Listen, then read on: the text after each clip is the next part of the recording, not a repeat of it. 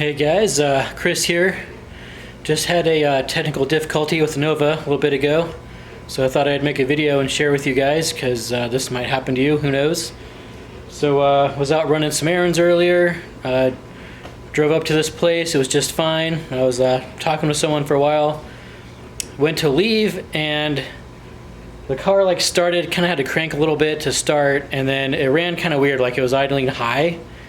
And every time I would give it any kind of gas, it would just like idle up and not idle back down. It was running just kind of weird. So I was able to drive out of there, and there was a gas station around the corner because it kept idling really high, so I wasn't sure what was going on. Felt almost like my transmission was slipping too, which was kind of weird. So I pulled in this gas station and I popped the hood, checked my transmission fluid level just to see if that was the case, but it wasn't a problem. And I just couldn't get it to idle down. It kept idling like 1500, 2000 RPM. So I'm kind of digging around under the hood, and I finally seen that one of my vacuum lines had popped off. So if we look over here, see if I can flip this around here for you guys. I was told not too long ago that I needed a PCV setup on my motor because I just had 2 breathers. And more than one person was like, well, you need a PCV set up to pull vacuum out of the crankcase and all that stuff, whatever, and it actually made an improvement. But I went to my brother down where his work, and he set me up with some stuff to do this PCV deal. So there's actually a little, I don't know if I can show you guys in there, but on the back of the carburetor, there's a little piece of tube that sticks out, and then I have like a T-fitting. Guess you can't really see it that well, but it loops around and connects to this PCV valve. So what happened was we ended up getting this vacuum line, and it's actually a siliconized vacuum line, or it's silicone something, I don't know, it's kind of weird rubbery stuff.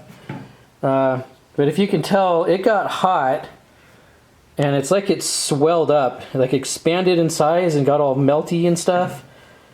So it actually had swelled up and just, it fell off. Like this end won't even fit on the PCV valve anymore. It's like too big.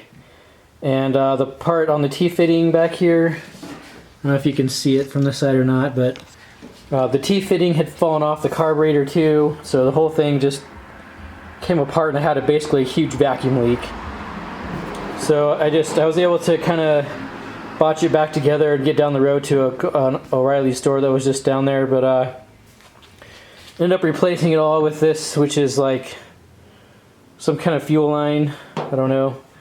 But I changed all this vacuum line out to this fuel line stuff, which should be much stronger and it won't melt and expand and all that.